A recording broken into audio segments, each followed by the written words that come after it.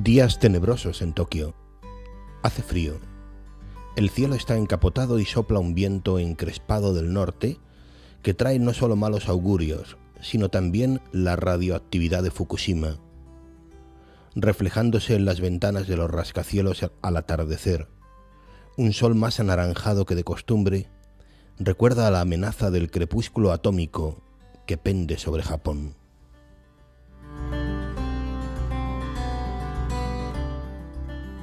Saludos amigos, bienvenidos. Esto es 49 o más. Estamos aquí una semana más en Canal Diocesano de Televisión para invitarles a leer un buen libro, que es la finalidad al final de este programa, que ustedes se adentren en una historia que a nosotros nos parece interesante. Cada semana nos ayuda en esta tarea un buen amigo, Antonio Rubio Muga. Bienvenido, Antonio. Muchas gracias. Aquí estamos para presentar un libro bueno y yo creo curioso e interesante, la historia y conmovedora. Ciertamente, Fukushima Mon Amour. No sé si lo pronuncio bien, pues esto es francés, ¿verdad? Sí, esto es. Yo no sé francés, pero bueno. Fukushima Mon Amour, crónica de un viaje al fin del mundo. Es un libro de un tipo que quizá a algunas personas les suene porque es un periodista conocido, corresponsal en Asia de ABC, que es Pablo Díez. Dinos tú una palabra. Sí, desde el año Pablo Díez nació en Córdoba, en la ciudad de Córdoba en el año 1974, y desde el año 2005 es el corresponsal para toda Asia del periódico ABC, lo que le ha permitido pues conocer prácticamente todos los países de Asia y también pues desde ese año participar en todos los acontecimientos importantes que han sucedido allí, desde que puede ser este tsunami, el seísmo que se produjo, las Olimpiadas de Pekín, también cubrió el rearme de los talibanes en Afganistán, también pues la crisis entre las dos Coreas. Él siempre ha estado por allí desde ese año moviéndose, también entrevistando pues a grandes personalidades asiáticas, varios premios Nobel de difícil pronunciación, la birmana Aung San Suu Kyi, el Nobel chino Li Guobo y la artista y disidente Ai Weiwei. Sí, bueno, vamos a dejarlo ahí. Ahí lo dejamos. Que nombres complejos vamos a tener unos cuantos a lo largo del programa. Pero bueno, vamos a empezar diciendo que es una novela, el libro que presentamos. Lo que pasa que es una novela que recorre lugares reales y que tiene su arranque, podríamos decir también, pues en una historia real y muy cercana a todas las personas que nos puedan estar viendo, porque yo creo que todo el mundo se acuerda del tsunami que asoló, que destrozó, diría yo, gran parte de Japón en el 2001. Y a las 14:46 horas, hora local, del 11 de marzo del año 2001, pues se produjo un seísmo que luego provocó un tsunami, lo veremos luego los datos, y él, pues como corresponsal, más o menos él dice que tiene su sede en Pekín, pues se enteró a través de internet de que había sucedido eso relativamente cerca donde él estaba y tuvo la suerte de poder coger uno de los últimos vuelos que permitieron entrar en el aeropuerto de Tokio, y a las pocas horas de haber sucedido, ahí estaba él. Y sobre un supuesto romance, la novela coge ese hilo conductor, él va a montar una historia donde va a recorrer prácticamente pues, las mayores ciudades de Japón, las grandes ciudades afectadas, incluso llegando a la zona de la muerte, que ya veremos lo que denominan así, estando casi en el epicentro de la gran nube radiactiva que se produjo a raíz del seísmo y del tsunami. Bueno, vamos a intentar no destripar la historia, pero bueno, no hay más remedio que contar esto que tú acabas de apuntar, ¿no? Que se trata al final de una historia de amor de un periodista español y una japonesa, ¿no? Que se encuentran en principio fortuitamente allí, ¿vale? A partir de una vez sucedido el tsunami, y bueno, pues se conocen y surge de ahí, ¿no? A mí lo que me llama la atención es cuando el propio Pablo cuenta cómo, y recuerdo que en su momento cuando se presentó el libro, ¿no? La intencionalidad de él a la hora de escribir este libro, ¿no? Como un subrayar, como en medio de una catástrofe tan descomunal donde puede parecer que todo es infierno, que todo es muerte, pues pasan cosas bonitas, ¿no? Es un poco de lo que él llega a decir que busca construir con esta historia, ¿no? Quizá para hacer un poco de homenaje a personajes reales que él había conocido allí. Efectivamente, que él había conocido a lo largo de ese supuesto viaje. Él pues llega a Tokio esa misma noche, algunos de los barrios se habían quedado sin luz, muchas personas no pudieron volver a sus hogares y los hoteles estaban llenos, pero él cuenta como el protagonista, pues por el hecho de estar siempre allí, le conocían en un hotel y allí pues estuvo. Se hospedó en ese hotel, salió a tomar algo y escuchó un ruido en medio del silencio, boom, boom, boom, se fue acercando y era una fiesta que decía a la entrada un cartel: bienvenido a la fiesta del fin del mundo, donde dice que una treintena de frikis celebraba el apocalipsis, porque aquello era lo más parecido a un apocalipsis, y allí fue donde conoció a esta joven, a Mika Oshima, y a raíz de esa supuesta relación con ella, de un viaje, que ahora contaremos, él se dedica a recorrer pues toda la costa y todos los mayores pueblos que sufrieron el tsunami y el seísmo. Mika está casada. Sí. Esta mujer, este personaje de novela, insistimos, ¿vale? Es una mujer que está casada y que su marido es una de tantas personas, cuenta él, que ha quedado prácticamente paralizado por el fenómeno, ¿no? por lo que ha sucedido. Según la novela, pues Mika trabajaba en una librería, en un edificio enorme, que dice que lo curioso que, debido a la mentalidad de Confucio que tienen los japoneses, donde prima sobre todo el interés de la comunidad más que el suyo propio, pues pudieron desalojar el edificio, y ella no tenía familia en Tokio, solamente su marido, Kenji, el cual dice que era un hikikomori. Es una persona, no sé cuál es la terminología en español, pero que existen realmente. 1 de cada 10 japoneses es un adicto a internet, a los videojuegos, a los cómics de manga, se encierran en su cuarto y no salen absolutamente para nada. Pues su marido, tal vez presa del miedo, tal vez por estas adicciones, pues como que se desentiende de ella, y ella pues pretende viajar a su ciudad, Tohoku, un pueblo cercano, muy cercano a Fukushima, y en ese viaje va a pedir al periodista que le acompañe en ese viaje. Son imágenes, fíjate, Antonio, de las muchas impresionantes que vamos a ver durante el programa. Esta es una de las primeras, esto es Tohoku. En ese momento. Impresionante lo sucedido, ¿no? Sí, claro, estamos hablando de que millones de personas se quedaron sin electricidad, sin agua corriente, 600 kilómetros de costa completamente devastados, el litoral lleno de escombros, 1,5 millones de evacuados, 200.000 tuvieron que ser evacuados en un radio de 30 kilómetros a partir de la central eléctrica nuclear. Y gente que de repente se convierten en sin techo. En sin techo, efectivamente, no tenían absolutamente nada. Es curioso cómo el gobierno japonés, en previsión de este tipo de catástrofe, obliga, entre comillas, a que todas las personas tengan en su casa lo necesario por si sucediera una catástrofe de este índole. En caso de terremoto o en caso de tsunami, tienen que tener preparado comida en lata de larga caducidad, como atún o sardinas, 3 litros de agua por persona y día, patatas fritas, cacahuetes de arroz, sobres de pasta en polvo, un termo, toallas, un botiquín, un mapa, cartillas bancarias y parches químicos de calor. Todo eso pues como una especie de primeros auxilios que los tienen para cuando suceda una catástrofe, pero esto completamente les desbordó por completo, lo vamos a ver por qué.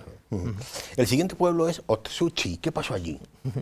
Pues un pueblo pesquero a 650 kilómetros al norte de Tokio, y en el cual la mitad de su población quedó sepultada completamente por el barro. Allí vivía el padre de Mika, al cual le reconocieron fácilmente porque tenía un tatuaje en el pecho. Él era pescador, y en el momento que se produjo el tsunami estaba reparando un barco con sus padres, con sus amigos, 120 toneladas y una ola de 15 metros, ese barco que estamos viendo en la imagen, terminó lo alto de una casa, 120 toneladas de peso, donde pues él murió y muchos de sus compañeros que estaban allí trabajando, y tuvieron la suerte de encontrarle rápidamente por el tatuaje que llevaba, lo cual pues fue una suerte para ellos, para esa mentalidad japonesa, porque rápidamente pudieron incinerarle y le pudieron dar sepultura. Para la cultura budista eso es muy importante. Muchos de las personas, cadáveres, se terminaron sin identificar, muchos sufrieron, y el padre de Mika llevaba tiempo sin hablarse con su hermano, 20 años, ya veremos por qué la historia, y decide la madre, su abuela de Mika, coger las cenizas de su hijo y llevarlas para que se despida de su hermano, del cual, ya digo, 20 años sin hablarse con él. Y empiezan entonces también a seguir recorriendo la costa del país. ¿Qué pasó en la Ruta 45? Pues es una carretera que va recorriendo toda la costa nororiental de Japón, atravesando pequeños pueblos pesqueros y pequeños pueblos que de un plumazo quedan completamente arrasados.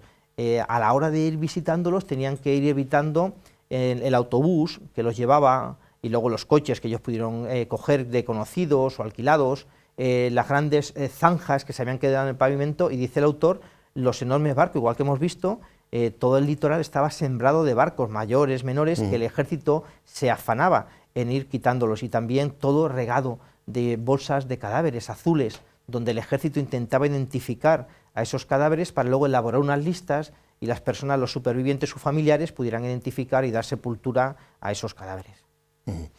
Una historia o una imagen que vamos a ver ahora y que es increíble, teniendo en cuenta el desastre del que estamos hablando, es la del árbol, y aquí viene otro de esos nombres que me perdonen los japoneses, ¿vale? La del árbol de Rikunzetakata, que es increíble, ahí lo tienes, como en medio de un tsunami de estas características, un árbol que tampoco, como se puede ver, tiene un tronco de 3 metros de diámetro, o por lo menos no lo parece desde aquí, se mantiene en pie. Sí, este árbol, este pino de 28 metros de altura, es uno de los 72.000 árboles como ese, que hemos visto en las pantallas, se plantaron hacía 260 años. Y el tsunami arrasó con todos, quedando solamente con él. Esto está cerca de la desembocadura del río Kesen, en el Pacífico, un lugar idílico por toda esa vegetación, todos esos 72.000 árboles, donde había mucho turismo. Hasta 18 metros de altura llegó el mar, quedaban todavía las marcas en el árbol. Pues allí 24.000 habitantes tenía esa ciudad, de los cuales la mayoría quedó completamente perdidos, desaparecidos, 800 viviendas completamente arrasadas, y allí vivía la abuela de Mika, y ella había vivido, su abuela, la bomba atómica de Hiroshima, y llegó a decir que ni siquiera en aquella guerra había visto tanta catástrofe, tanto desastre, tanta destrucción, como en este caso del terremoto. Tienen también un nombre muy curioso, las personas supervivientes de Hiroshima, las llaman Ibakusa. Ibakusa, las personas que vivieron aquel 6 de agosto del año 45, donde pues, se alcanzaron temperaturas de 4.000 grados centígrados, donde la lluvia ácida pues, quemaba los cuerpos, donde mucha gente, abrasado por el calor, se lanzaron a los ríos y no sabían nadar, y muchos murieron ahogados intentando pues sofocar todo el calor que había desprendido aquella explosión. Pues en comparación con eso, decía la abuela, que esto era todavía mucho más. Bueno, por la costa, siguiendo por la costa, viene otro de esos pueblos costeros, que es en concreto Kenumma, que no sé si lo digo bien tampoco, pero bueno, es otro pueblo de esos costeros donde hubo gran desastre, ¿no? Impresionante. 1.350 personas de sus 20.000 habitantes. Era un pueblo curioso porque todos los meses entraban allí 4.000 barcos. Allí pasaba el 70% del mercado de atunes de todo Japón. Atunes, bonitos, tiburones. ¿Y qué sucede? Que uno de los barcos que llega allí se queda en mitad de ningún sitio y se quedan sin combustible. Evidentemente no podían, repleto de peces, no podían refrigerar las cámaras, y empezaron a repartir a las personas damnificadas, porque una de las cosas que sucede en esta catástrofe, que las tiendas se quedaron completamente desabastecidas, la gente no tenía alimentos que llevarse a la boca, también fueron tremendo el hambre que la gente pasó, hasta que poco a poco se fueron saliendo hacia adelante y fueron llegando las ayudas humanitarias. Bueno, avanzamos un poquito más y ahora pues a una ciudad verdaderamente esplendorosa, que debía ser, ahora no me quiero imaginar, que es Sendai, una ciudad moderna, una ciudad con muy buenas infraestructuras, con telecomunicaciones, con un aeropuerto bastante grande. Esto es Sendai. Sí, 1 millón de habitantes, y fue la más cercana al epicentro del terremoto de magnitud 9. Entonces el agua inundó completamente el aeropuerto, arrasó con el aeropuerto, aviones flotando como si estuvieran en medio del mar, unas imágenes que seguramente muchos de nosotros recordamos, que dieron la vuelta al mundo, y pues ahí estaba ya el límite de la nube tóxica, se habían disparado los niveles de radiación en Sendai, con lo cual hubo que desalojar pues gran parte de la población, eso 1 millón de personas estamos hablando, un gran pánico, los habitantes vaciaron las tiendas, como decíamos, se refugiaron, fueron unos días narra el autor, completamente de confusión, de miedo, de pánico, refugiados, porque también no olvidemos que una de las cosas importantes en este tipo de catástrofes son las réplicas, que el autor llegó a vivir alguna de ellas. Un fenómeno miedoso también es el que describe luego en la siguiente ciudad, la lluvia negra. ¿Qué es la lluvia negra, Antonio? Pues es en Natori. Sí, la nube radiactiva que se da, Sendai que hemos puesto está cerca de Natori, ahí que estamos ya hablando de 20 kilómetros de Fukushima, donde ellos llaman ya la zona de la muerte, donde no se puede vivir, completamente sepultado según iban andando, en el coche, toda la autovía completamente llena de cadáveres, y allí pues también se encontraba otra de las abuelas de Nika, la abuela materna, y ella también describe también pues como una situación apocalíptica lo que se encuentra allí, sobre todo esa lluvia radiactiva que dispara los índices saludables para la persona humana, donde muchas personas pues permanecieron días y semanas en sus casas intentando huir de esa lluvia que, como decíamos hace un momentito, cuando pasó en Hiroshima, podía incluso quemar la piel de las personas y destruir todo. Y tú decías, y refugiados en sus casas, y teniendo en cuenta que, aun a pesar de esas medidas de seguridad y de ese botiquín del que tú hablabas antes, llega un momento en que ese botiquín, cuando tú pasas una serie de días en tu casa, esas existencias se acaban. Y el botiquín supuestamente que lo tiene toda la gente, que no eso es así, eso es lo ideal. Claro. Luego ya lo que ellos tuvieran, muchos ancianos llegan Voy al tema del hambre, ¿no? Sí, mueren por falta de medicinas y mueren por hambre muchos ancianos. Porque claro, esto quedó completamente arrasado todos los hospitales y tal, no tenían tratamientos. Y muchas de las personas él cuenta, sobre todo los más débiles, ancianos y niños, pues mueren no directamente por la catástrofe, sino por esa falta de medicina, por ese hambre, por todo lo que viene provocado después. Y desde aquí, desde Natori, a otro lugar que es Tamura, háblanos un poquito de Tamura. Tamura es una ciudad que simplemente de 10.000 habitantes, donde el 90%, estamos ya prácticamente en Fukushima, donde el 90% vivían de la planta nuclear. No olvidemos que Japón, un poquito donde hemos hablado de las dimensiones, Japón tiene 377.000 kilómetros cuadrados, más que la mitad de España, pero tiene, en comparación, los habitantes son 127 millones de habitantes. Solamente Tokio que es increíble. Tiene 37 millones de habitantes, solamente Tokio. O sea, que Tokio tiene casi los mismos habitantes que España. Que toda España, efectivamente. Japón había desarrollado un milagro económico después de la Segunda Guerra Mundial. Crecía un 10% al año durante la década de los 60. Durante la década de los 70 ya bajó al 5%, en los 80 al 4% y en los 90 cae en una tremenda crisis. Y muchas ciudades pues se vieron inmersas en esa crisis porque había sido todo sobre una serie de fábricas que podríamos decir trabajadores de toda la vida, como era Sony, a todos nos suena Sony, Mitsubishi, Honda, Toyota. Grandes marcas. Marcas. Mucha gente se quedó en paro. Habla el autor de 30.000 personas, que decíamos antes, de los sin techo, que están deambulando. Pues en esa ciudad allí aterrizó el supuesto tío de Mika, Akira, donde tenían que llevar los restos de su hermano. Él también había pasado por eso sin techo y él se va a convertir en uno de los grandes héroes de Fukushima. ¿Quiénes son estas personas?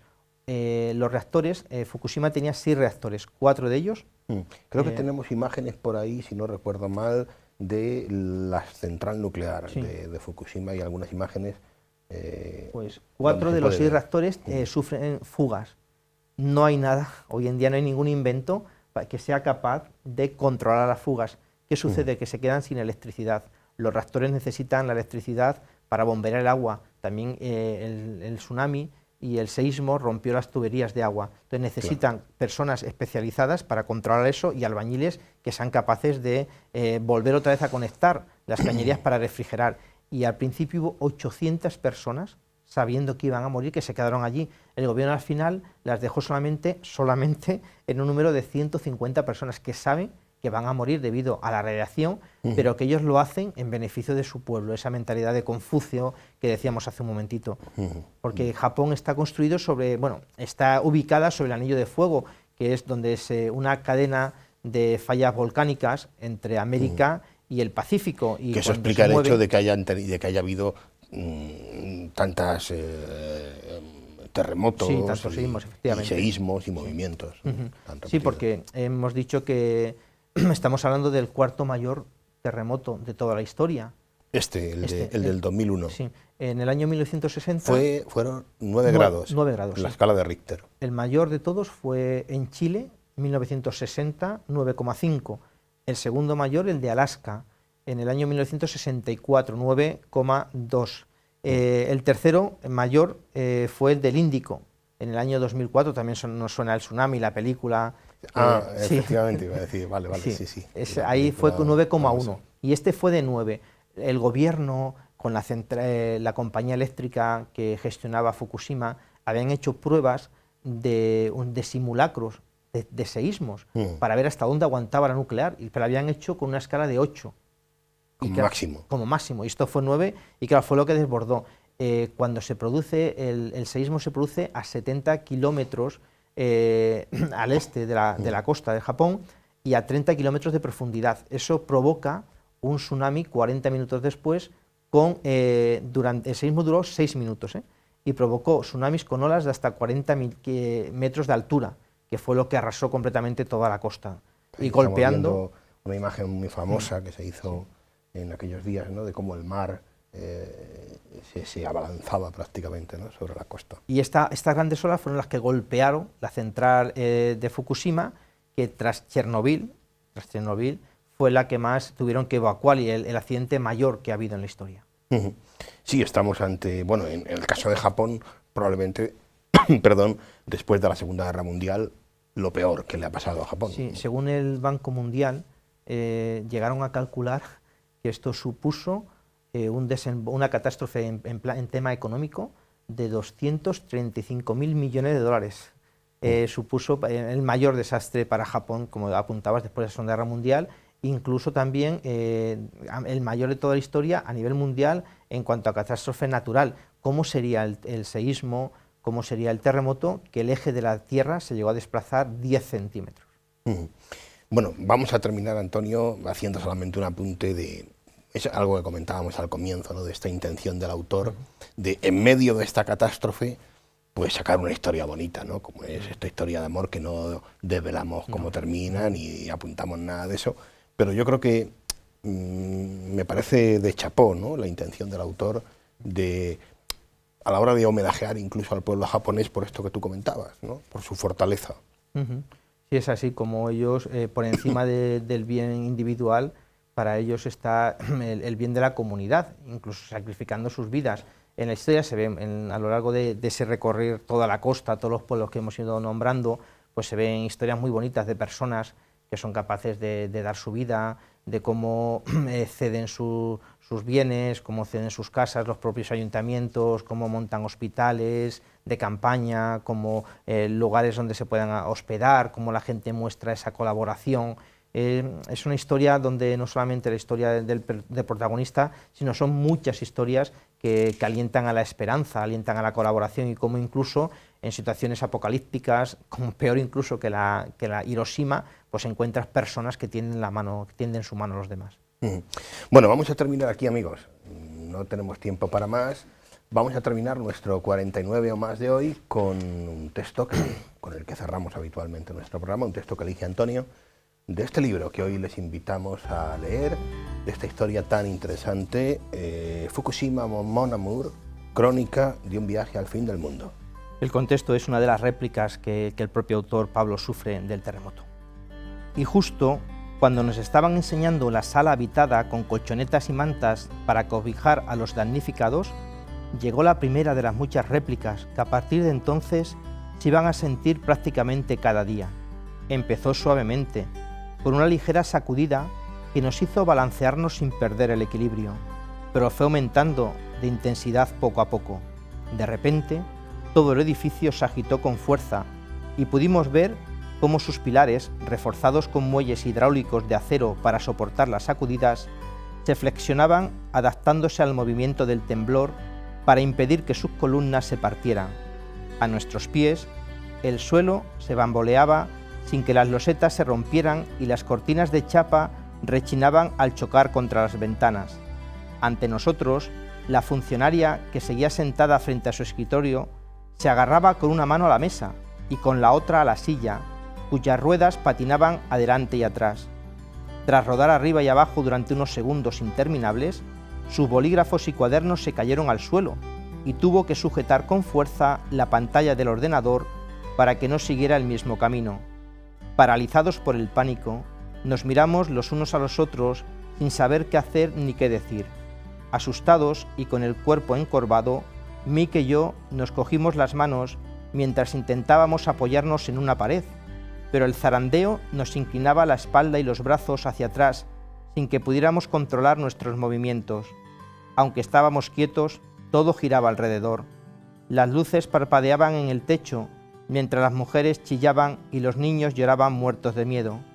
Y tal como había venido se fue.